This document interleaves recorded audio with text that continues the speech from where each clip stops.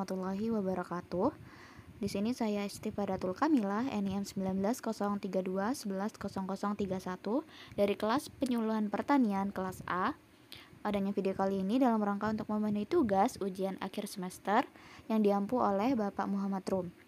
Di sini saya akan memaparkan hasil materi penyuluhan komoditas unggulan jagung di Kabupaten Bangkalan yang saya susun. Baiklah, selanjutnya kita simak penyampaian yang saya sampaikan. Baik, bahasan pertama di sini mengenai komoditas unggulan yang ada di Kabupaten Bangkalan. Kabupaten Bangkalan merupakan salah satu kabupaten di Jawa Timur dengan jumlah penduduknya sebesar 1.300.000 jiwa. Penduduk di Kabupaten Bangkalan mayoritas masyarakatnya memiliki mata pencaharian sebagai petani. Potensi wilayah di Kabupaten Bangkalan yaitu salah satunya ada pada sektor pertanian yang meliputi pertanian tanaman pangan dan hortikultura. Produk tanaman pangan sendiri ini terdiri dari padi, jagung, kedelai, kacang tanah, kacang hijau, ubi kayu, dan ubi jalar. Luas wilayahnya sebesar 1.261.182 km² dan 125.804,4 HA digunakan untuk usaha pertanian tanaman pangan dan hortikultura, namun potensinya tersebut belum tergali secara maksimal. Selanjutnya, Dinas Pertanian Jawa Timur telah menuliskan rencana strategisnya untuk tahun 2014 sampai 2019 dengan arah kebijakan tahun 2016 dan 2017. Selanjutnya ada upaya mempertahankan swasembada padi dan jagung secara berkelanjutan di tahun 2017. Kemudian periode pembangunan tahun pertama dan kedua dengan menekankan pada perbaikan dan pengembangan agrobisnis.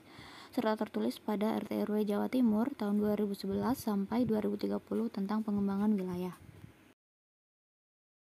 Baik, bahasan selanjutnya adalah mengenai potensi komoditas jagung, di mana jagung merupakan salah satu komoditas yang memiliki nilai ekonomis dan juga berpotensi untuk dikembangkan karena permintaannya cenderung mengalami peningkatan, baik untuk pemenuhan kebutuhan konsumsi maupun kebutuhan industri. Selanjutnya, berdasarkan data dari Kementerian Pertanian tahun 2019, produksi jagung nasional memperlihatkan tren kenaikan pada tahun 2017 sebesar 28,9 juta ton dari produksi sebelumnya yaitu sebesar 23,6 juta ton di tahun 2016. Jawa Timur merupakan salah satu provinsi yang berkontribusi paling besar dalam produksi jagung nasional, di mana hal ini dibuktikan dengan data produksi jagung Jawa Timur yang menduduki peringkat pertama untuk produksi jagung nasional pada tahun 2017 sebesar 6,3 juta ton. Data dari Kementerian Pertanian tahun 2019. Pengembangan jagung di lahan kering merupakan salah satu langkah strategis untuk meningkatkan kontribusi Jawa Timur terhadap peningkatan produksi jagung nasional.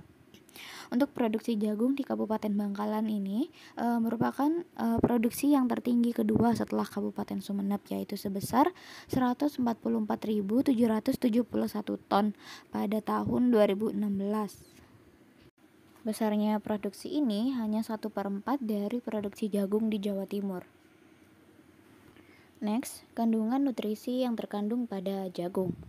Untuk kalori pada jagung sebesar 355 kilokalori dan untuk kandungan protein di dalamnya sebesar 9,2 gram dan kandungan lemak pada jagung sebesar 3,9 gram dan untuk karbohidrat sebesar 73,7 gram, untuk kalsium sebesar 10 mg dan untuk fosfor sebesar 256 mg, untuk besi 2,4 mg dan vitamin A yang terkandung pada jagung sebesar 510 Si dan vitamin B1 sebesar 0,38 mg dan kandungan air di dalamnya sebesar 12 gram dan bagian yang dapat dicerna sebesar 90%. Baik, selanjutnya adalah penjelasan mengenai manfaat atau kandungan yang terkandung dari mengkonsumsi jagung.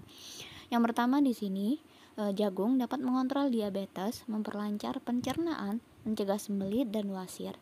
Karena jagung terdapat kandungan akan serat, di mana bahkan jagung tersebut dapat menurunkan risiko dari terjadinya kanker usus besar. Yang kedua, jagung dapat menurunkan tekanan darah tinggi atau yang biasa disebut sebagai hipertensi. Dan yang ketiga di sini, jagung mengandung sebagian besar magnesium, tembaga, besi dan juga fosfor. Di mana fosfor baik untuk kesehatan tulang, Dan juga nutrisi ini tidak hanya mencegah dari keretakan tulang karena terjadinya pertambahan usia, tetapi juga dapat meningkatkan kinerja dari fungsi ginjal.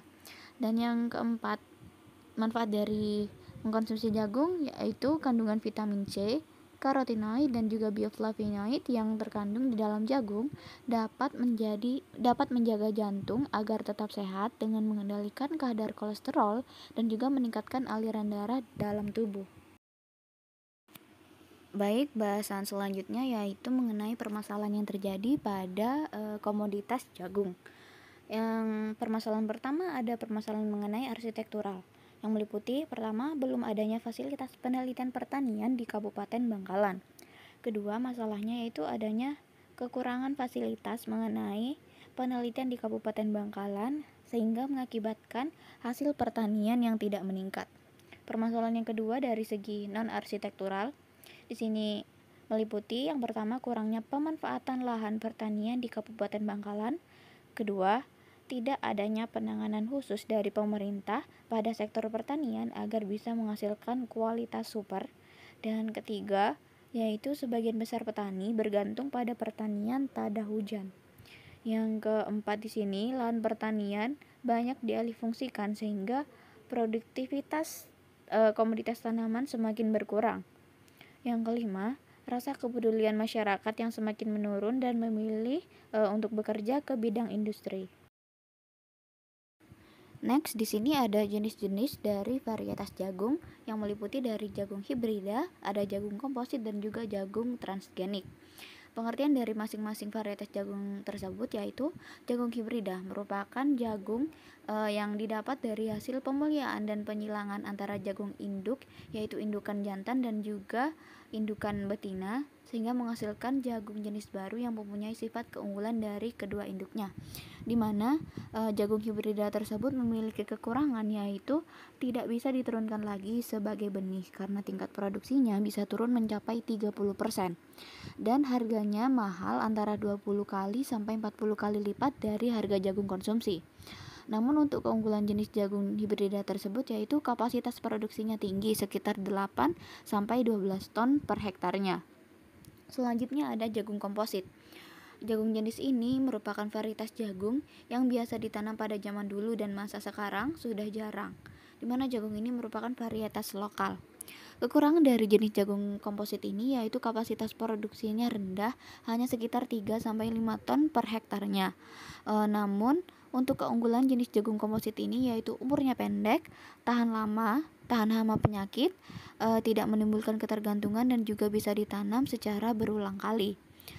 Yang ketiga di sini ada jagung transgenik, di mana jagung ini didapat dari proses penyisipan gen dari makhluk hidup atau non makhluk hidup yang hasilnya diharapkan jagung dapat tahan penyakit dan juga tahan lama atau juga dapat tahan akan obat kimia sehingga tanaman itu menjadi tanaman super. Selanjutnya di sini kekurangan dari varietas jagung transgenik yaitu bibit jagung ini harus dibeli di toko karena tidak bisa diproduksi langsung oleh petani. Dimana ketika petani langsung memproduksi varietas ini kemungkinan akan menimbulkan hama penyakit baru yang lebih kebal akan obat-obatan kimia dan juga mungkin menimbulkan penyakit-penyakit baru bagi ternak dan juga manusia. Dapat juga menimbulkan kerusakan pada tanah dan juga gen jagung ini telah dipatenkan oleh pemerintah. Dan untuk keunggulan dari jenis jagung varietas transgenik ini yaitu kapasitas produksinya tinggi sebesar 8 sampai 10 ton per hektarnya dan juga tahan penyakit, tahan hama dan tahan obat kimia. Baik, selanjutnya di sini ada varietas jagung unggulan di Madura yaitu varietas jagung MH3. Di mana varietas jagung unggulan hibrida MH3 ini memiliki ciri yaitu mempunyai tongkol utama yang tinggi, panjang, dan berdiameter besar jika dibandingkan dengan beberapa jenis varietas jagung hibrida yang lainnya. Jagung hibrida unggul Madura MH3 ini memiliki indeks tertinggi sebesar 9,04, di mana nilai seleksi indeksnya yang tinggi dipengaruhi oleh nilai tengah untuk parameter umur panen yang cenderung genjah. Varietas ini memiliki potensi untuk dikembangkan sebagai varietas hibrida Madura komersial. Oke, next selanjutnya di sini mengetahui kelayakan jagung hibrida MH3. Dari hasil sumber yang saya temukan, dilakukan beberapa analisis yang menunjukkan bahwa rata-rata produksi jagung hibrida unggul Madura MH3 ini di Kabupaten Bangkalan pada musim panen tahun 2019 sebesar 4,4 ton per hektarnya. Untuk rata-rata produksi jagung di Jawa Timur pada tahun 2017 sebesar 5 ton per hektarnya, berdasarkan data dari Kementerian Pertanian tahun 2019.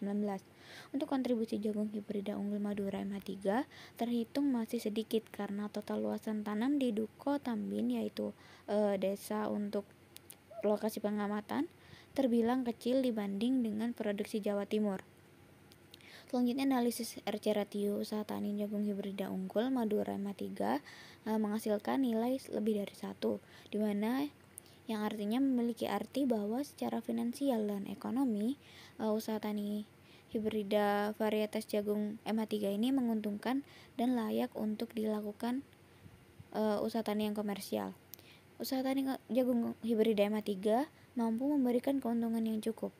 Kemudian kondisi ini menunjukkan bahwa pemerintah dapat memberikan insentif positif pada keuntungan usaha tani jagung hibrida unggul Madura MH3. Varietas MH3, di mana kebijakan pemerintah yang dilakukan yaitu dengan memberikan subsidi pupuk, subsidi bunga kredit, dan kebijakan tarif jagung impor sebesar 5%. Oke, baik, berikut akan disampaikan materi penyuluhan mengenai pemberdayaan masyarakat petani dengan pemanfaatan atau pengenalan aplikasi Sipindo yang berbasis aplikasi Android. Apa sih aplikasi Sipindo itu? Jadi, aplikasi Sipindo merupakan aplikasi yang berbasis Android atau smartphone untuk membantu para petani dalam melakukan proses budidaya tanamannya, di mana pembentukan aplikasi ini memiliki misi untuk dapat mensejahterakan dan dapat meningkatkan taraf hidup para petani di Indonesia dengan mengupayakan dapat menyediakan akses pasar untuk kebutuhan jual beli mereka. Baik, selanjutnya di sini ada manfaat dari aplikasi Sipindo, di mana aplikasi Sipindo ini menawarkan beberapa fitur yang dapat memudahkan bagi petani untuk melakukan budidaya. Fitur-fitur tersebut di sini yang pertama ada peta penanaman, kedua ada informasi harga, ketiga ada cara bertanam, 4 rekomendasi pemupukan, yang kelima prediksi cuaca hujan dan juga perkiraan cuaca, dan yang keenam di sini ada pengetahuan tentang hama dan penyakit. Sebagai wujud komitmen untuk menjadi sahabat yang paling baik bagi petani, Sipindo powered by Smart Seeds kini hadir dengan tampilan baru yang lebih menarik. Petani bisa memanfaatkan fitur-fitur terbaru, yaitu pengembangan fitur hama penyakit tanaman dengan pesticide selection tools, prediksi cuaca harian yang lebih akurat, fitur artikel pertanian yang update, fitur praktek pertanian yang baik disertai infografis menarik, pemetaan wilayah penanaman pertanian, harga berbagai komoditas sayuran, dan fitur rekomendasi pemupukan yang telah teruji di laboratorium, serta berbagai fitur menarik lainnya. Diharapkan aplikasi ini dapat digunakan oleh lebih banyak lagi petani, sehingga semakin banyak petani yang terbantu untuk meningkatkan produktivitas dan kesejahteraannya. Sipindo powered by Smart Seeds, menuju pertanian yang lebih baik.